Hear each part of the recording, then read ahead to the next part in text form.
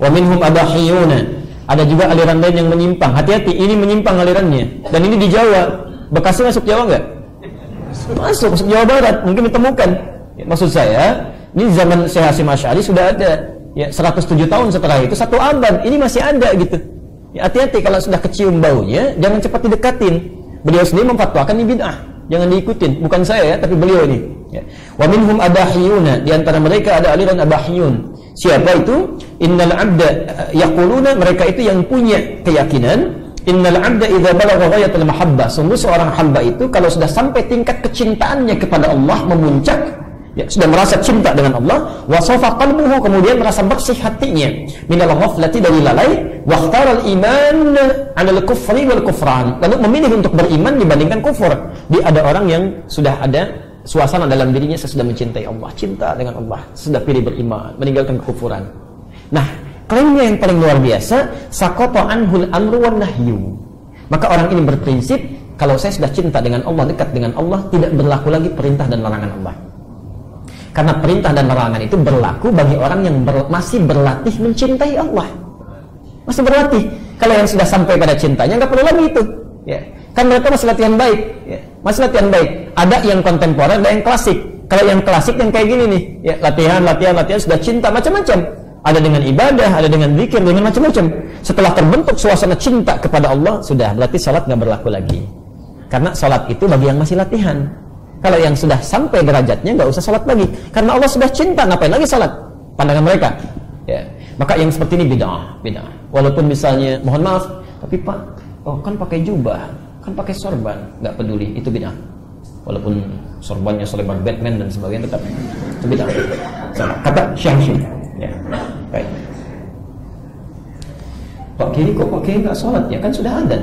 Ada baru belajar. Pak Kiai ini mengajar sekarang, rohnya sedang sholat, fisiknya di sini. Nah, itu menyimpang. Itu menyimpang. Jadi kalau ada aliran-aliran, bisa membaca masa depan, nggak usah jadi kiai, dukun aja bisa.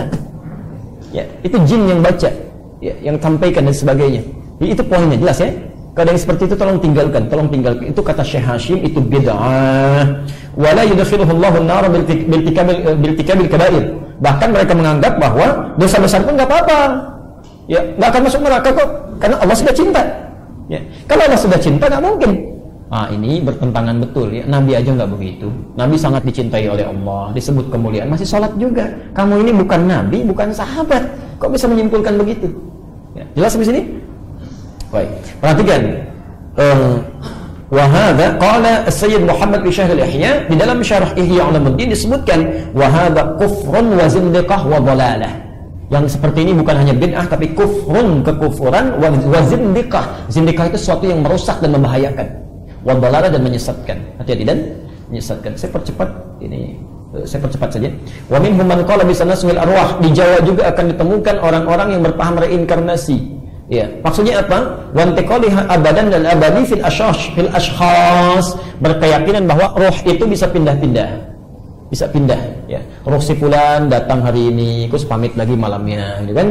Pindah ke tempat A, tempat B, termasuk dengan roh orang soleh, roh para nabi dan sebagainya. Itu beliau sendiri yang menyebutkan. Itu kalimat bid'ah. Aliran bid'ah, ya. Takhruju min badanin akhar min jinsi aw ghanihi, ya. Masya Allah. Dan itu bisa berpindah-pindah dari satu tempat ke tempat yang lainnya. Maka kalau Anda menemukan aliran seperti itu, maka itu pun masuk dalam kategori bid'ah. Kata Syekh Hasyim Al-Asy'ari, coba siap. Kita sedang aliran zikir nih. Guru kita sedang datang rohnya. Cepat, semangat lagi. Ya. Nah, itu untuk menarik orang supaya perhatian lagi. Guru kita sedang datang. Nah, itu enggak begitu. Ya, itu aliran bid'ah kata Syekh Hasyim Al-Asy'ari. Baik, wa minhum man qala bil hulul wal ittihad. Ya. Ada yang mengatakan hulul wal ittihad, penyatuan. Ini yang lebih parah ini. Ya. Penyatuan antara dua yang berbeda. Jadi apa klaimnya? Yaquluna innahu ta'ala al-wujudul mutlaq wa inna ghayrahu la yatasafu bil wujudi aslan. Allah itu yang mutlak, punya wujud. Kita enggak punya. Yang punya wujud itu Allah. Jadi kalau kita bergerak, beraktivitas, itu Allah sedang menyatu dengan kita. Itu al-ittihad, ya. Paham? Al-hulul wal ittihad. Kayak misalnya ada dikisahkan ya, Syekh Siti Jenar ya, mengatakan menunggaling kaulah Gusti ya. Siapa Anda? Sayalah Allah. Allah sedang apa? Apa enggak lihat? Allah sedang ngobrol. Nah itu ya. Waliyadzubillah ya. Sampai bisa megang halilintar, karena TV itu berantakan juga gitu ya. Ada halilintar mau menyambar bisa dipegang tuh ya. Terus dilemparkan. Dilihat sama orang-orang, ditiru sama orang Lemah Abang. Kejadian itu. Ya, orang Lemah Abang membuat satu tempat untuk nangkap halilintar, diambil. Karena ngelihat itu tayangan TV itu CCTV benar. Dipegang begini, bisa kepegang. Cuma meninggal. Ya, tembakannya kan tinggi itu. Ya, voltasenya berapa itu? Ya, cuma wafat itu. Dan sia-sia wafatnya. Hati-hati ya, TV itu luar biasa TV itu. Hati-hati Bu ya. Hati-hati, banyak sekali.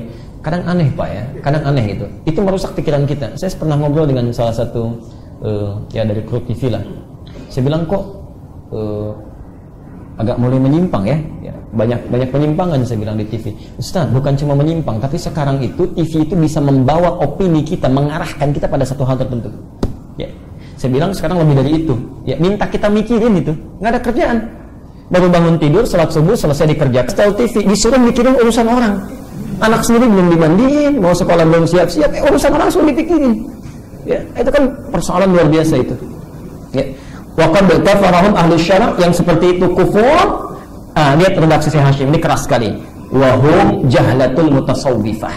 Itu adalah orang sufi yang paling bodoh kalau ada yang seperti itu. Paling bodoh kata beliau. Paling bodoh. Ya.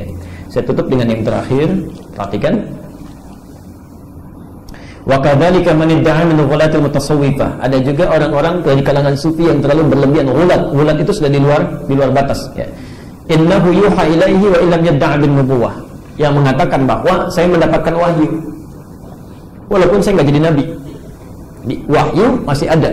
Nah, dan itu keturunan-keturunannya masih ada itu sekarang itu banyak, ya. Dia nggak mengaku nabi tapi mengatakan wahyu turun pada saya, ya, macam-macam, ya. Saya nggak perlu sebut nama lah ya. Boleh ada yang datang ke Bogor kan, itu langsung klaim nabi. Pelatih bulu tangkis bayangkan mengklaim sebagai nabi. Ditanya sama polisi, kok Anda bisa? Pak, saya pergi ke Bogor dapat wahyu. Orang ke Bogor nyari talas dapat wahyu kan. Ya, pulang jadi nabi, tangkap 2 tahun eksekusi, selesai. Nggak cukup tuh. Ya, oh dari sana Bogor dapat, Bandung persaingan tukang cukur. Betul tuh tukang cukur. Ngaku nabi. Yang paling aneh itu ada aja yang ikut itu. Insyaallah. Pengikutnya ada. Negara kita ini memang luar biasa itu. Apa aja laku di kita itu. Apa aja gitu ya. Masya Allah. Itu ada yang ikut tuh. Tukang cukur ngaku nabi, ada yang ikut. Cepat kaget, gampang kagum. Gitu kan? Oh kaget, kagum, ikut, ya, macam-macam. Selesai dieksekusi, Jakarta nggak mau ketinggalan, ibu kota Jakarta, sana nabi, sini nabi, malaikat Jibril. Itu terakhir kemarin saya masih dapat infonya, padahal sudah dibebaskan tuh oleh polisi, ditangkap. Ya, polisi kita, malaikat Jibril ditangkap, polisi lain nggak ada. Masya Allah. Kena itu. Tapi kemarin saya baca berita waktu perjalanan di pesawat, itu Masya Allah. Sudah ditangkap, dibebaskan, bikin ulah baru, minta izin ke Gubernur Jakarta, ingin mendaratkan malaikat Jibril di Monas katanya. Terakhir kemarin itu. Belum tobat, ya, insyaallah. Yang terakhir nggak tanggung-tanggung itu. Nggak ada di kitab Syekh Hashim Asy'ari, nggak ada di kitab beliau. Ya, yang nggak ada di kitab muncul sekarang. Jakarta udah, Bogor udah, Bandung udah, langsung Mekah sekalian. Berangkat ke Mekah dengan 12 orang. Malaikat Jibril udah ada, Nabi udah ada, Imam Mahdi yang belum. Aku jadi Imam Mahdi yang ditangkap sama otoritas Saudi kan? Ini bahaya gitu ya. Maka sudah, kalau Anda kaidah yang seperti itu menyimpang demikian, maka cepat tinggalkan. Cepat tinggalkan, ya. Sementara saya cukupkan dulu ya untuk bahasan ini. Tapi sebetulnya yang ingin kita ketahui adalah satu, bahwa ulama ketika memberikan fatwa dalam mengusir penjajah, itu motivasinya bukan sekedar ingin memerdekakan negara, tapi motivasinya niatnya dijaga untuk menegakkan izzah Islam. Karena itu konsekuensinya 2. Oh, ini pesan untuk kita ya. Pesan pertama, ada warisan dari ulama bahwa perilaku kita sebagai warga negara kalau beragama Islam tidak sekedar melakukan kebaikan di negara ini sebagai putra bangsa, tapi juga harus diniatkan sebagai bagian dari ibadah. Itu bedanya. Ya.